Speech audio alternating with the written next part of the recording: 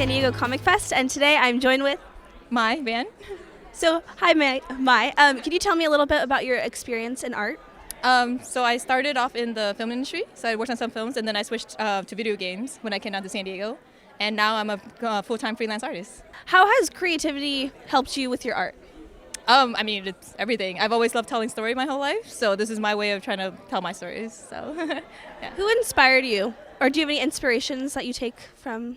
I mean, I've been a sci-fi and fantasy geek my whole life, so I would say that would be the biggest ones. No one in my family does art or anything like this, so they all just tell people I work with computers. So I could be IT for all they know.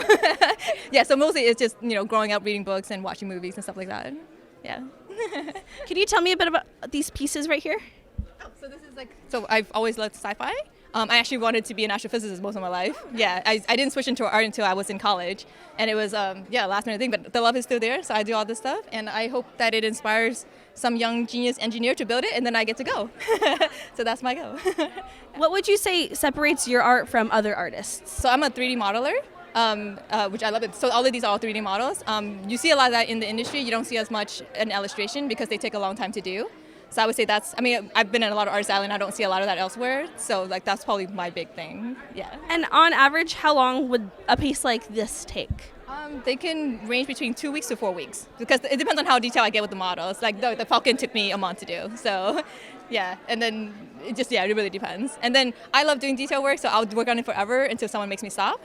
So it could actually stretch on even longer if I wanted to. Like the Hubble, I spent, I think, 3 months on it just because I just kept adding details until one of my friends literally was just like, you need to move on now. And have you always been fascinated with kind of space and astronomy, or is this just kind of recent? I know you said you had a background with film and kind of math stuff, so. Yeah, yes, I've always loved science. I still do. I chose this career, but I've always loved science. And I grew up in Chicago where I spent a lot of time walking at night, so I've always loved the stars. So that was always going to be a big part of my life.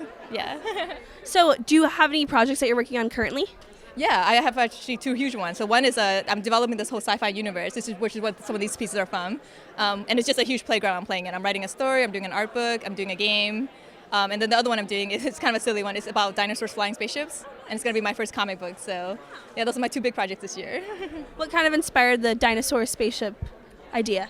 Well, it started as a joke because you can see it's kind of 2 very different styles, and a lot of people thought it was 2 different artists. So I joked around that I'm going to do a comic book and put it in the middle. But then I was like, you know what? I'm actually going to do it because it sounds kind of fun. I like the combination. Where can people find your artwork? I have a website. It's artofmyvan.com, and all my links is on there. All my social media, Instagram, Twitter, everything's on there. Yeah. Well, thank you for interviewing with us today. Yeah, thank you.